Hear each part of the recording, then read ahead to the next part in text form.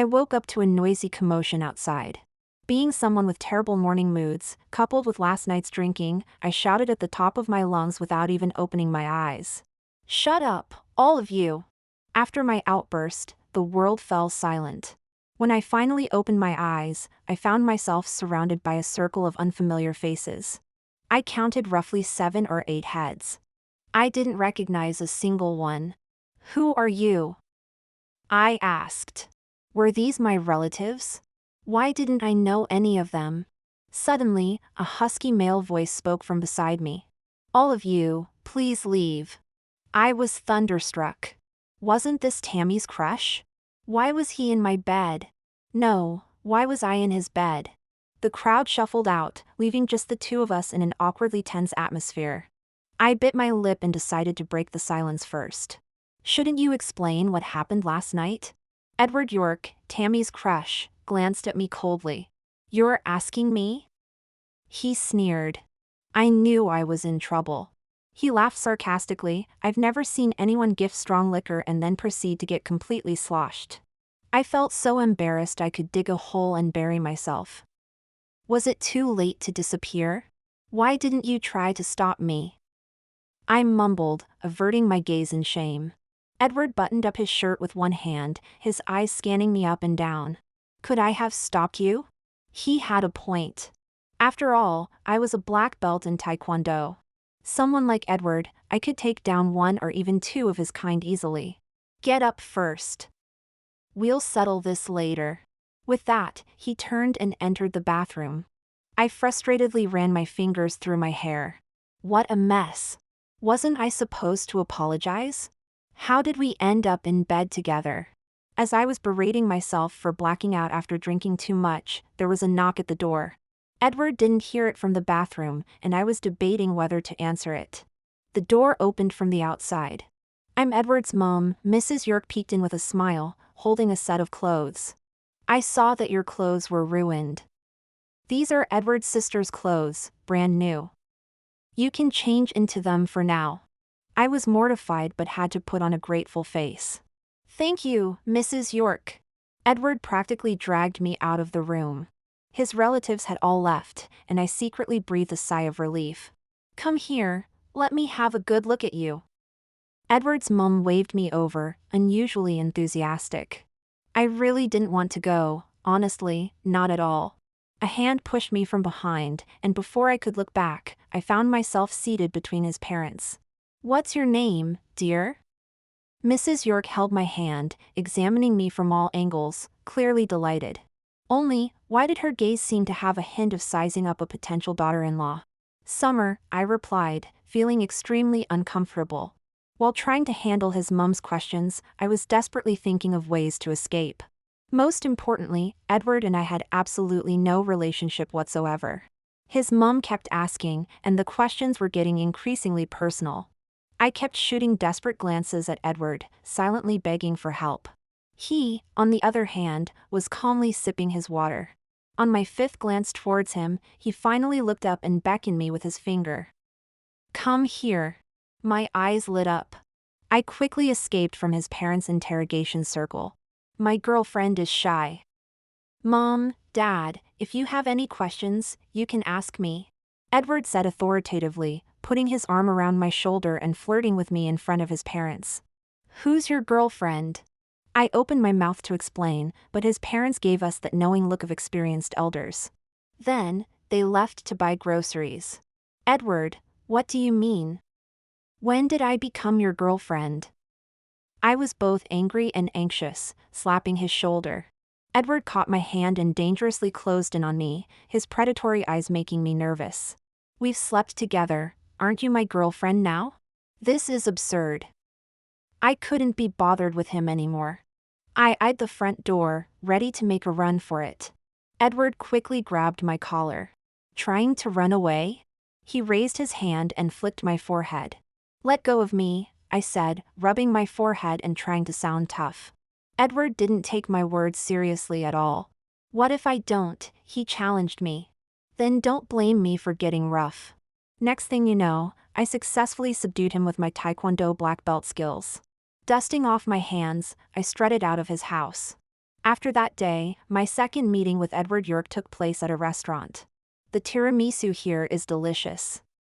You should try it, Edward said, looking casual and handsome in his smart casual attire. He pushed the menu towards me with his fingers. I didn't look at the menu. Instead, I eyed him suspiciously. How do you know I like tiramisu? Not just tiramisu, but also chocolate, donuts, strawberries. Edward seemed to know my preferences inside out. The more I heard, the more uneasy I felt. I quickly raised my hand to stop him. All right, stop.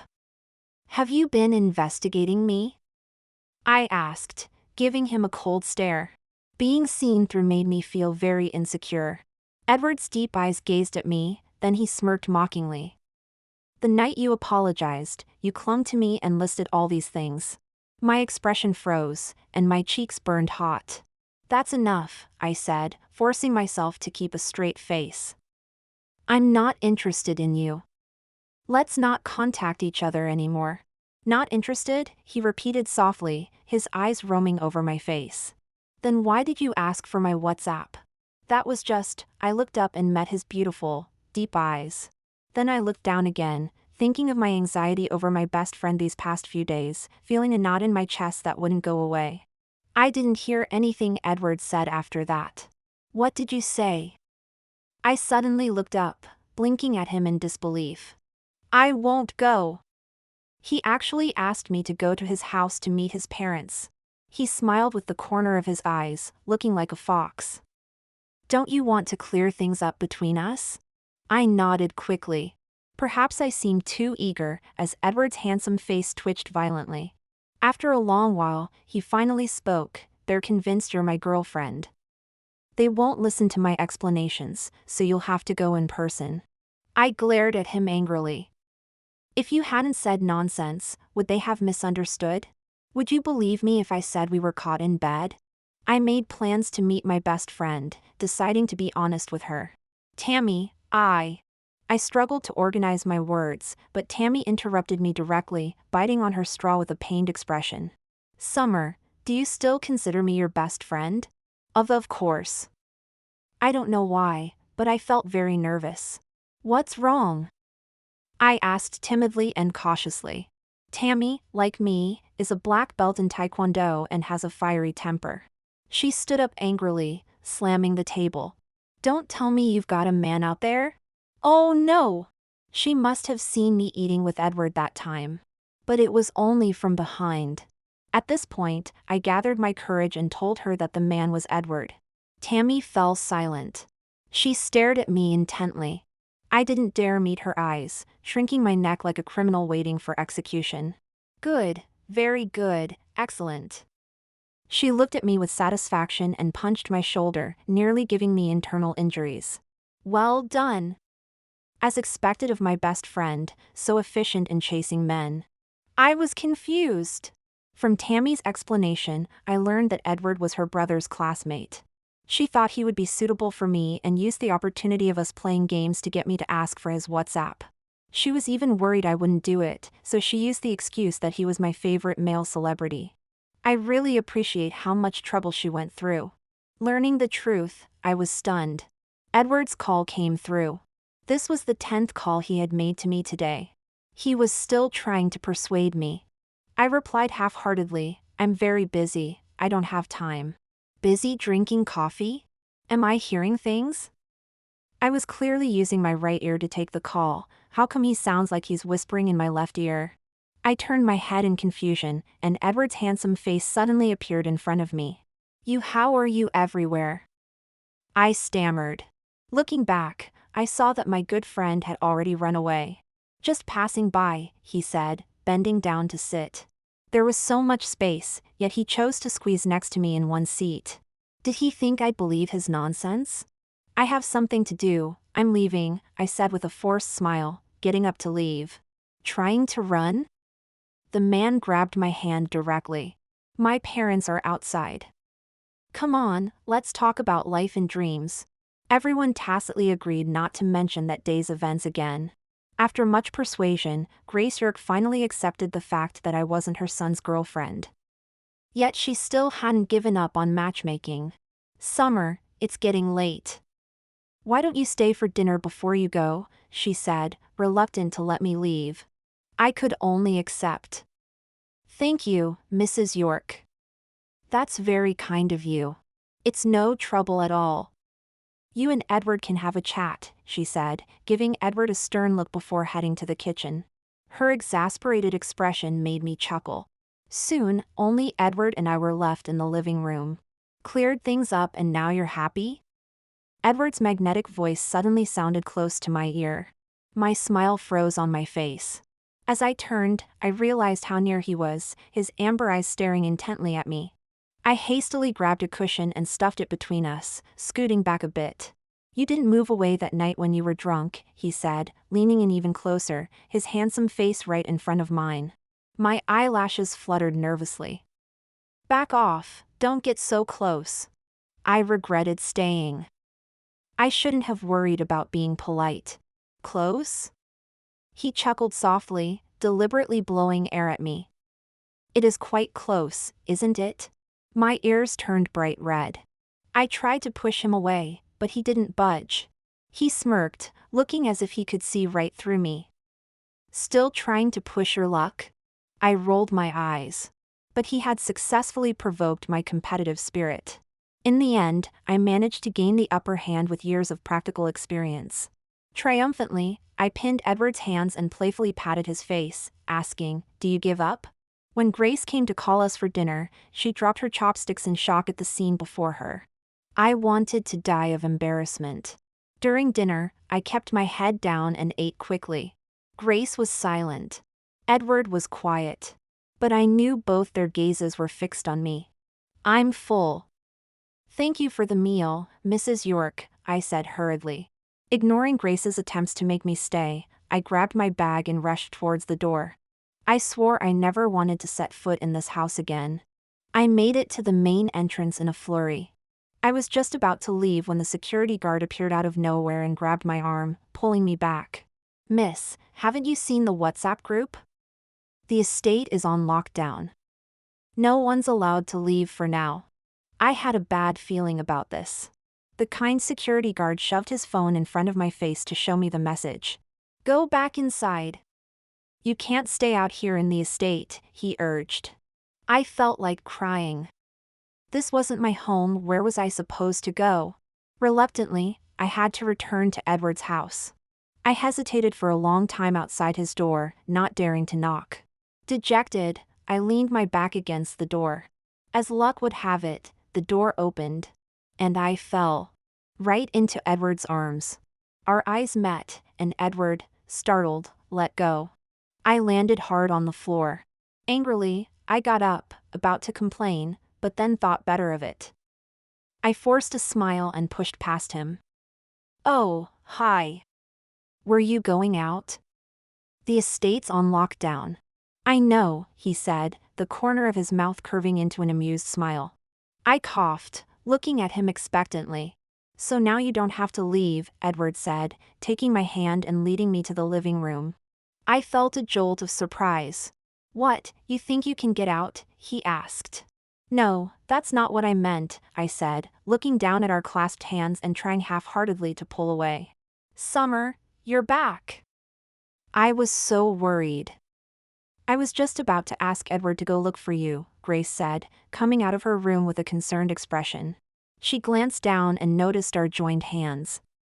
Her worry instantly melted away, replaced by a knowing smile. I yanked my hand away from Edward's as if I'd been electrocuted, smiling awkwardly. "Don't worry, the estate has arranged for testing," Grace reassured me. I sat on the sofa, absent-mindedly chatting with Mrs. York. Edward sat beside me, playing with his phone and occasionally glancing my way. Ignoring his little gestures, I kept my ears alert for any sounds from outside. Finally, the doorbell rang. As I'd hoped, it was the testing staff. After the test was done, I blinked hopefully at them. "When will the results be ready?" The staff member gave me a look, dashing my hopes. "Tomorrow morning at the earliest," they said. As I was getting ready for bed, I couldn't help but wonder just how much Grace York approved of me. Without even asking for my opinion, she simply ushered me into Edward's room. "Mrs. York, I'd prefer to sleep on the sofa," I protested, trying to catch the door before it closed. "Nonsense, dear. You're our guest.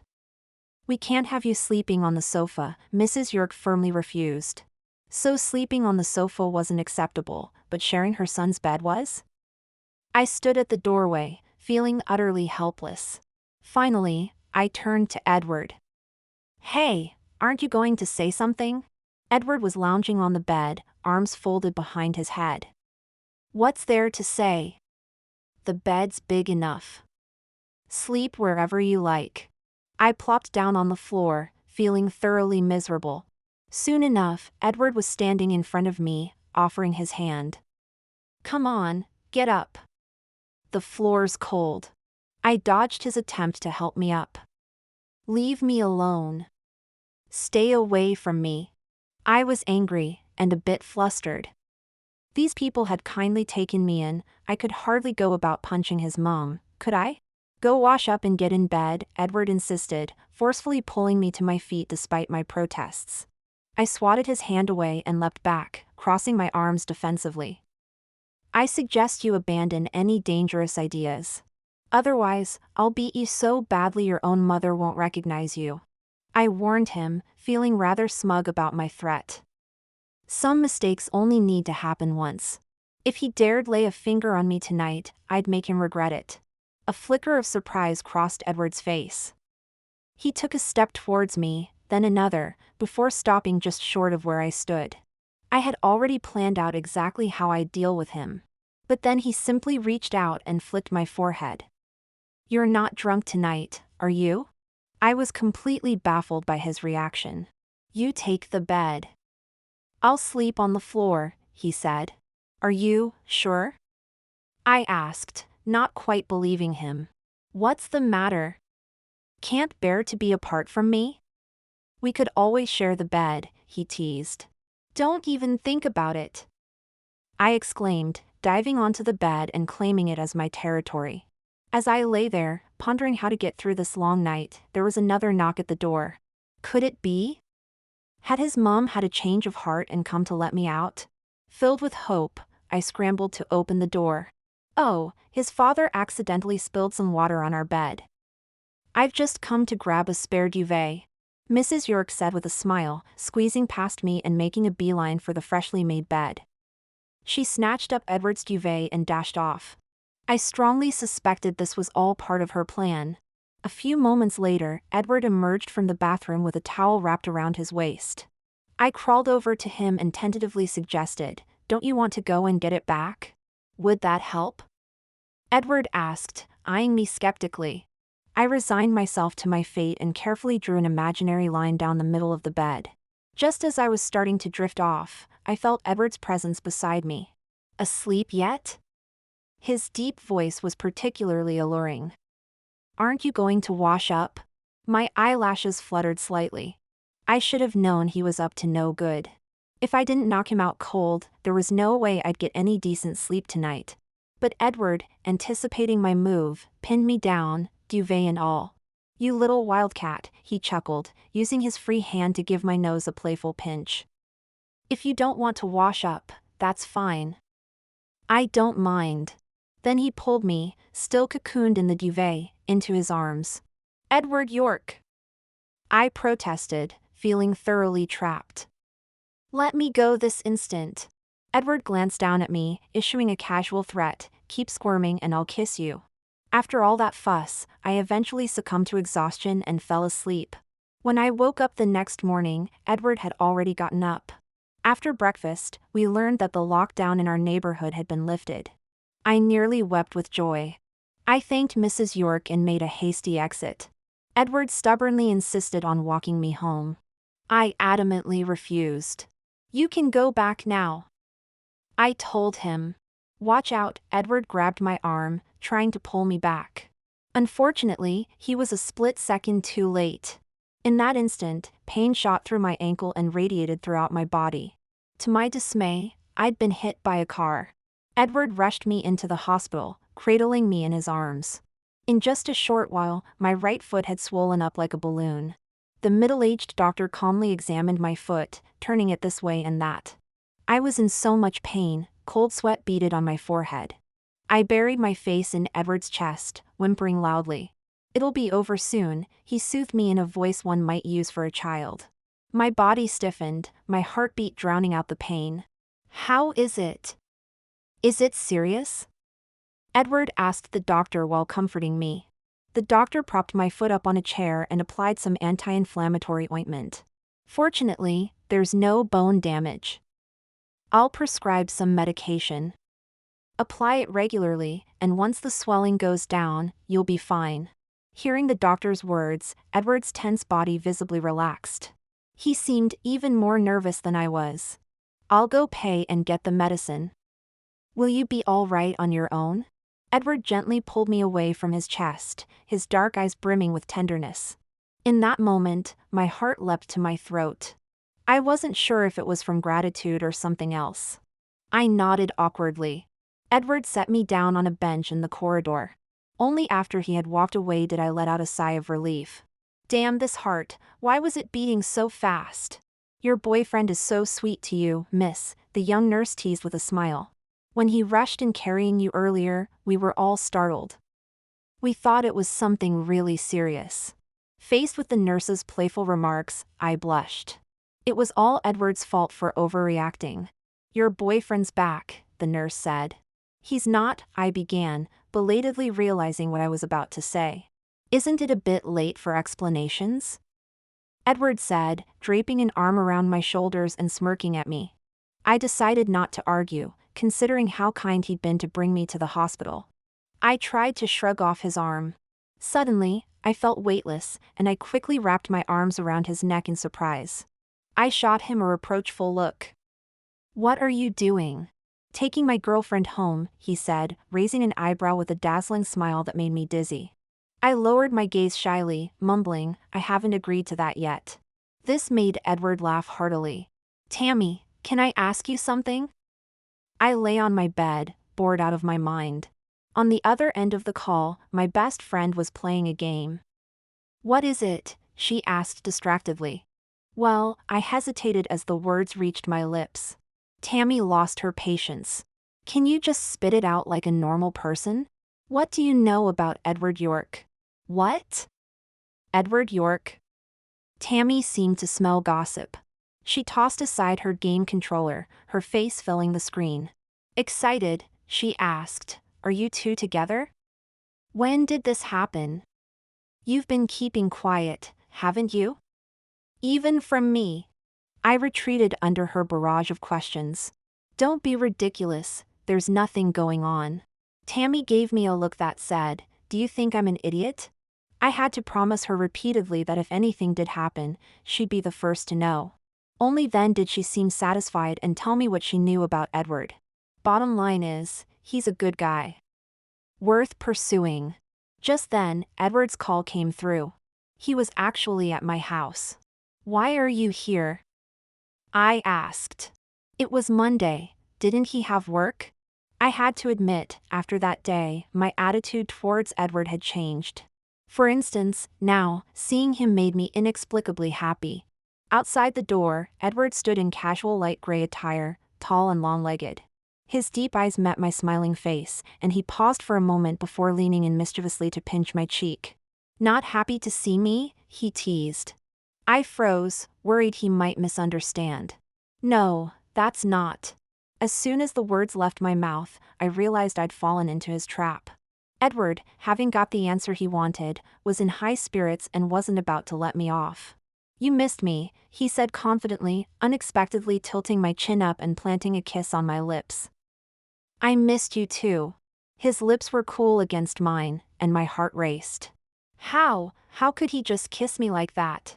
The infuriating part was, I couldn't even bring myself to be angry. His fresh scent filled my nostrils, making it hard to breathe. I pushed against him. Edward wrapped an arm around my waist, pulling us closer with a slight tug. Smiling, he whispered in my ear, his voice alluring, "You're so cute when you're shy." I spent a week recuperating at home. I thought I was back to my usual sprightly self, but Edward wasn't convinced. He insisted on taking me to the hospital for another checkup. The results were as expected. See? I told you there was nothing to worry about. You're such a worrywart, I teased. We were walking hand in hand out of the hospital when Edward suddenly stopped and looked at me intently. What's wrong? I asked. Edward spoke with utmost sincerity. I don't want anything to happen to you. Time seemed to stand still at that moment. Our eyes locked, seeing only each other. My heart skipped a beat because of him once again. His clear, dark eyes were filled with concern for me. I'll do whatever you say, I smiled up at him sweetly, swinging our clasped hands. Then I added, my boyfriend. Edward's serious expression finally softened a bit. As it was getting close to mealtime, we started discussing what to eat. Just then, my best friend Tammy called at the most inopportune moment. What's up? I answered. Where are you? Tammy got straight to the point. My eyelid twitched nervously as I glanced at Edward, who was scrolling through his phone. I lied without hesitation. At home. Oh, really? Tammy drawled, then continued in a sarcastic tone, I've known you for so long, but I never knew your home was in the hospital. My first thought, oh no. My second thought, oh no, no, no. Go on, keep pretending. Tammy's grinning face suddenly appeared in front of me. I was startled and instinctively tried to let go of Edward's hand, but he held on even tighter. To punish me, Tammy invited a whole group of people to join us.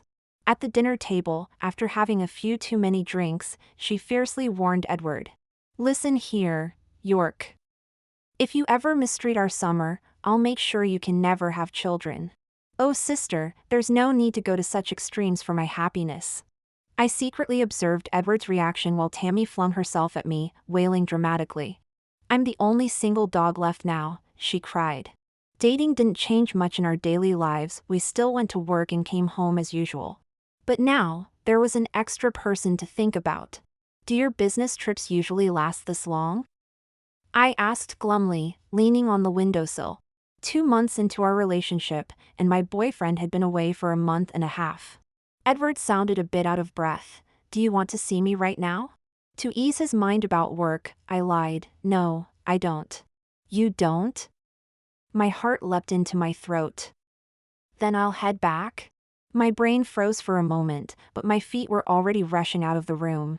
I opened the door to find Edward still holding his phone, with a large suitcase beside him. It looked like he had come straight from the airport. I was overjoyed. Seeing his face made me realize I had missed him even more than I thought. We embraced, moving from the doorway to the bedroom, expressing how much we had longed for each other. How long are you staying this time? I asked. Edward's job required a lot of travel, often flying all over the country. I sulked a bit as I fiddled with his hand that was typing on the keyboard. What's wrong? Miss me that much? He teased. Noticing my low spirits, he set his laptop aside and playfully tapped my nose. I boldly wrapped my arms around his waist and admitted, yes, I miss you. I want to be with you every day. Edward seemed a bit taken aback by my forwardness. My little wildcat is so adorable, he laughed mischievously. I pouted and bit his arm lightly. It looked fierce, but I couldn't bring myself to use any real force. He pulled me into his arms. Want to hear some good news? I wasn't in the mood, my mind preoccupied with our next separation. I nodded half-heartedly. Before coming back this time, I submitted a request for a position transfer. I'll be staying here from now on, no more business trips. My heart exploded with joy, like fireworks painting the sky with brilliant colors. You're not joking, are you? I stared at him intently, my heart racing, hardly daring to believe it. Instead of answering, Edward brought his laptop over again. On the screen was a reply email he had received recently. Since Edward's transfer back, we've had much more time to spend together. I was content, but now he wanted more. He started moving all his things into my place. Are you sure about this? I asked, feeling a bit insecure. Wasn't it you who said you wanted to be with me every day? Edward stepped over a box to stand in front of me.